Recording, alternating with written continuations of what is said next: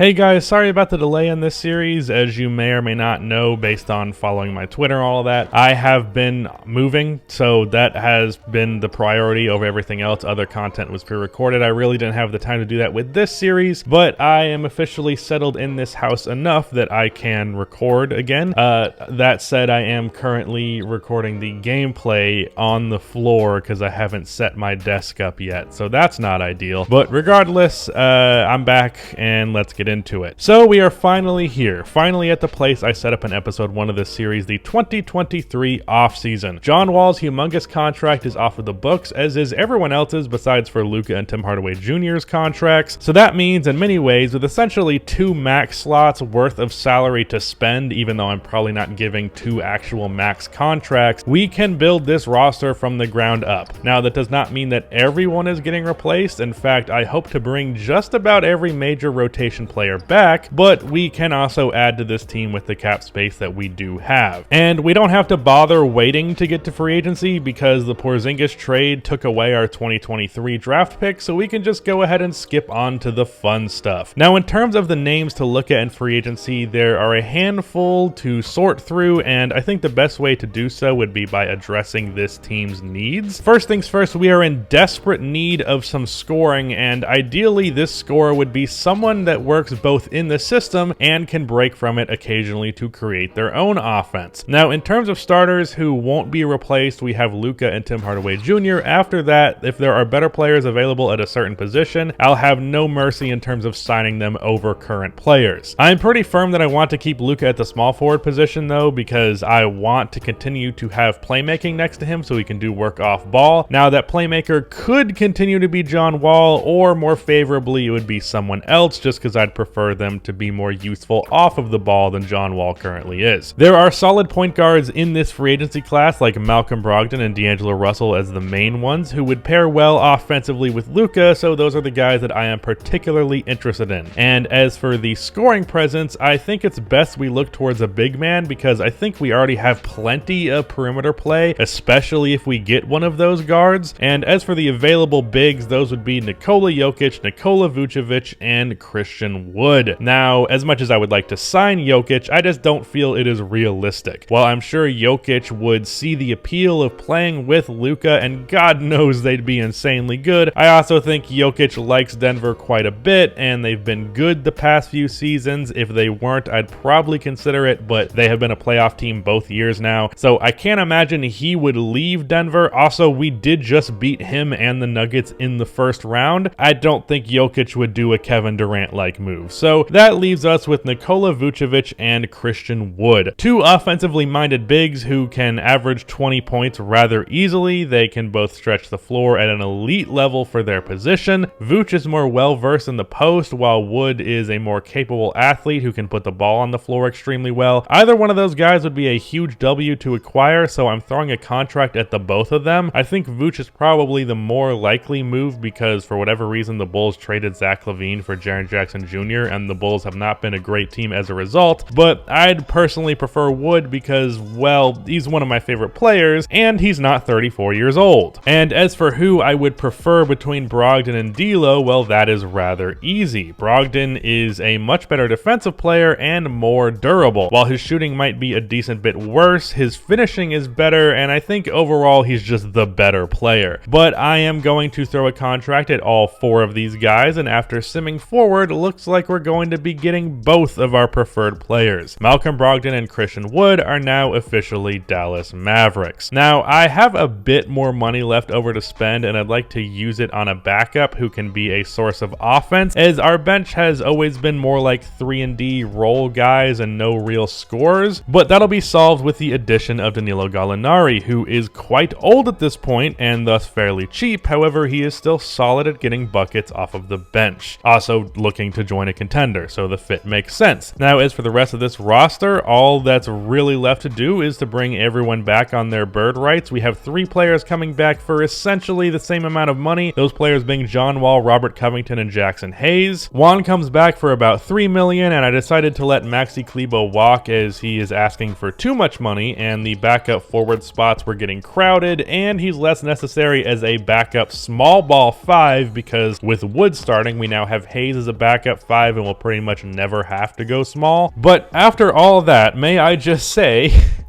holy fuck, are we going to be paying the luxury tax? So now, our new starting lineup is Malcolm Brogdon, Tim Hardaway Jr., Luka Doncic, Robert Covington, and Christian Wood, and our bench arguably got just as much better, as it is now John Wall, Danilo Gallinari, Juan Toscano-Anderson, and Jackson Hayes. With this new roster, we continue to have the good playmaking guard next to Luka and Brogdon, except the difference is when Luka is playing on ball, Brogdon is more capable as a three-point shooter. Meanwhile, Wall was more or less a liability in that department. Now, that lone upgrade with just that one specific element might not have felt all that significant if not for us having kept John Wall on top of it. I mentioned at the start of the series that I'd be open to keeping John Wall on this team on a new contract extension, just not as like the main second option, and I'm pretty happy that he's back. We now have the best backup point guard in the league on our squad because John was our second best player in the first 2 seasons of this series, and now after one offseason, we have him as our 6th man. And as for Christian Wood, his ability to score one-on-one will even further relieve Luka Doncic of his offensive responsibilities, as it's now another guy that does not really need assistance from Luka to create his own buckets, but he is also incredible with that assistance. I imagine the Luka and Christian Wood pick and roll will quickly become one of the best plays in basketball. Another nice element is that while we had a decent pick and roll big with Jackson Hayes, Wood is capable of popping out,